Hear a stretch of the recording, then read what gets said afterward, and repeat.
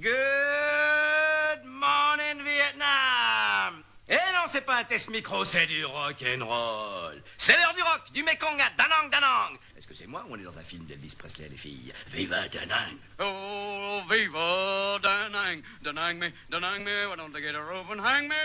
Hey, je crois que c'est trop tôt pour gueuler. Ah, trop tard. Quelle heure c'est que 6h pile, c'est que ça pile. Je ne serai jamais aussi bon que lui, c'est le moins qu'on puisse dire. Bonjour à tous et bienvenue cinéphiles en tout genre dans ce nouveau numéro du cinéma avec un grand A. Yann Ritter pour vous servir. Prêt? Alors c'est parti. Cinéma Radio. Cinéma Radio. Chaque semaine, retrouvez le cinéma avec un grand A sur Cinéma Radio. À toi de choisir. Je t'exploserai moi-même la cervelle. Votre bouche est trop près de votre rondelle. Pauvre crétin. Mais tu vas faire quoi, hein? Vous mourrez avant d'avoir pu recharger. Portrait d'acteurs et de réalisateurs. Actu des séries. Après séance. Musique au cinéma. Top et flop. Petit secret entre cinéphiles. Le cinéma avec un grand A vous ouvre les portes des plus belles salles obscures sur Cinéma Radio et sur le www.lecinemaavecungranda.com. Le cinéma avec un grand A sur Cinéma Radio. Aujourd'hui, vous l'aurez compris, retour sur un film culte de l'année 87, Good Morning Vietnam de Barry Levinson. Retour donc en 1965. Adrian Cronauer, aviateur et animateur radio fraîchement débarqué de Crète, est envoyé à Saigon pour animer la matinale radio à destination des soldats US au front. Dès sa première émission, il fait des débuts tonitruants et fait l'unanimité auprès de ses collègues et de son public, de par ses calembours et sa programmation musicale non autorisée. Mais tout le monde n'est pas de cet avis. Son supérieur direct, le lieutenant Hawks, et le sergent-major chef de la station ne sont pas très fans du style Cronauer. Le mauvais goût. Franchement, je trouve votre faux pacifié horriblement déplacé. Il faut avoir un fier culot pour comparer le conflit ici au Vietnam avec un verre de café expresso bien serré.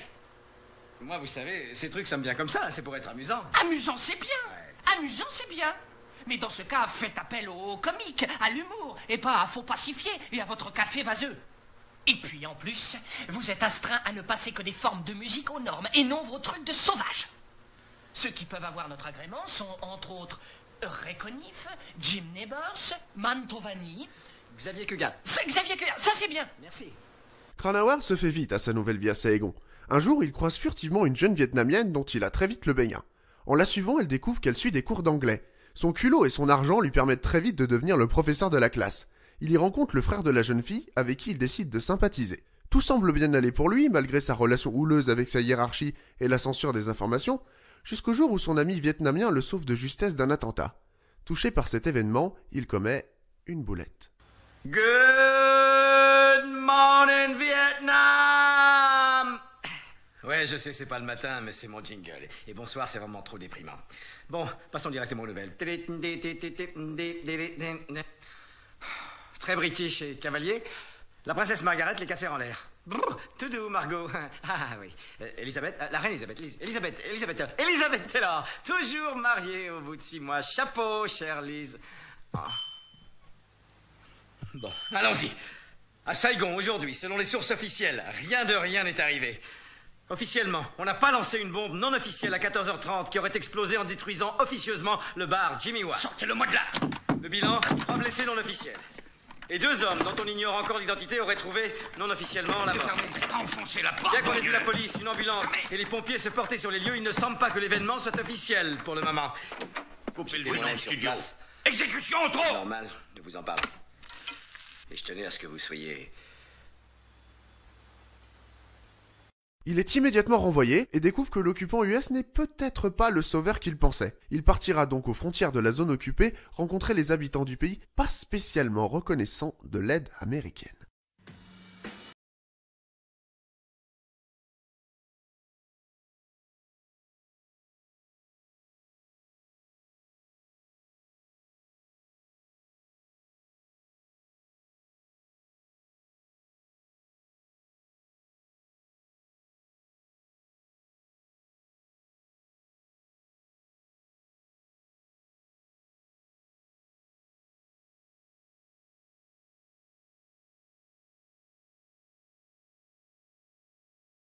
Gems of Love, interprété par Wayne Fontana and the Mean Benders, tiré de la BO très 60s du film.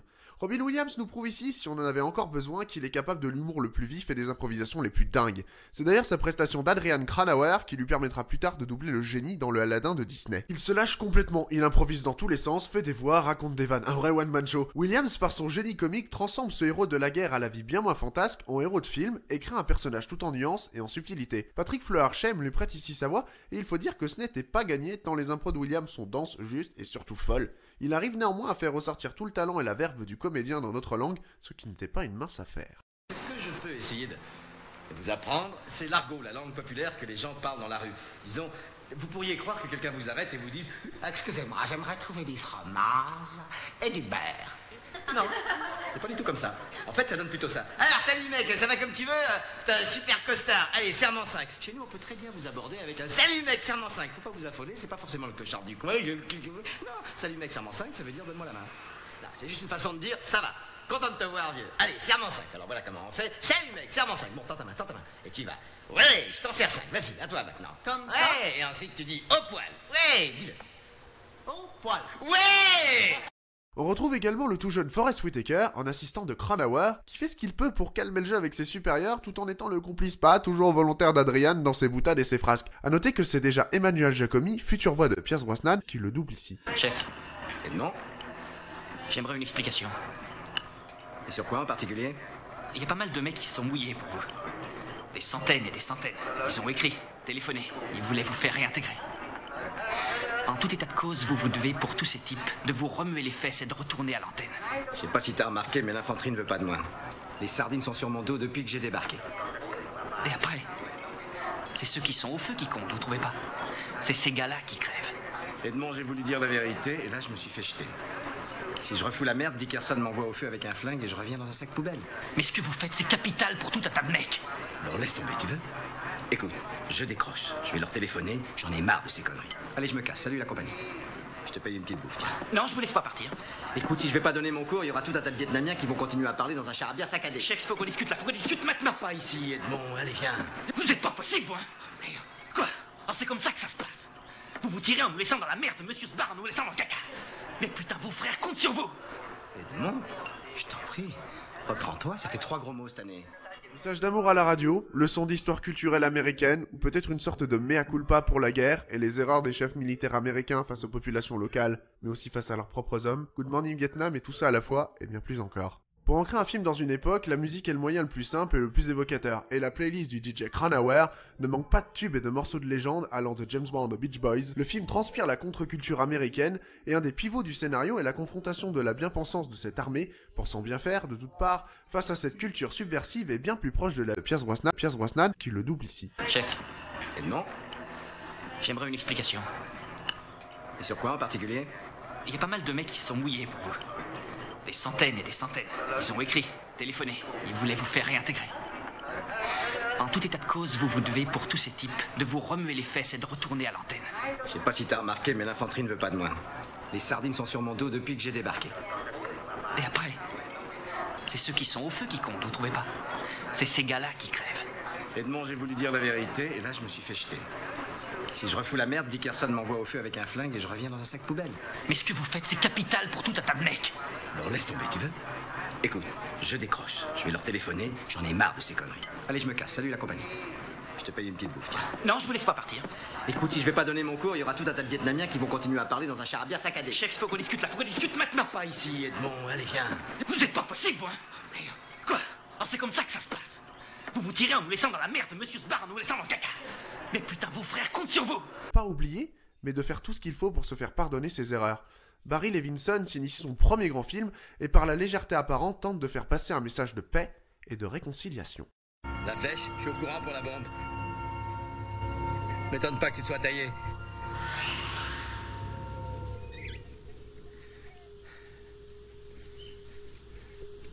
T'étais mon ami.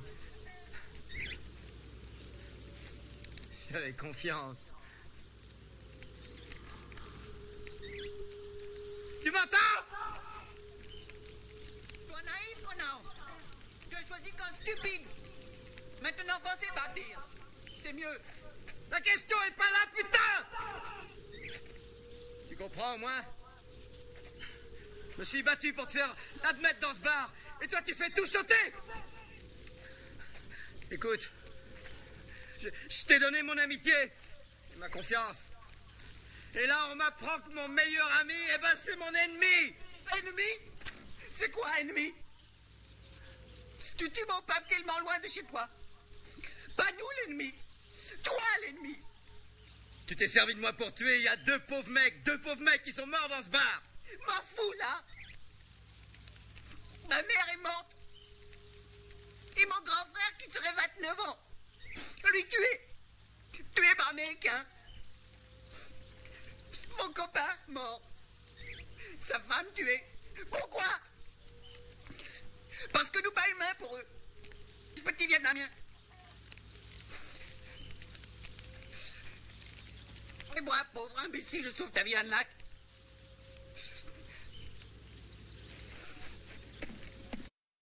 Je ne pouvais pas finir cette chronique sans rendre hommage au comédien Patrick Fleursham, décédé le 4 mars dernier. Il doublait ici Robin Williams, mais aussi tellement d'autres.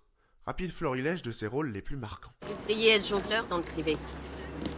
C'est à cause de mon fils Jimmy. Il adore le feuilleton TJ Laser et le héros Laser fait ce geste chaque fois qu'il tue un méchant. Alors c'est normal, mon gamin croit que tous les bons flics doivent... Et vous ne voulez pas le décevoir.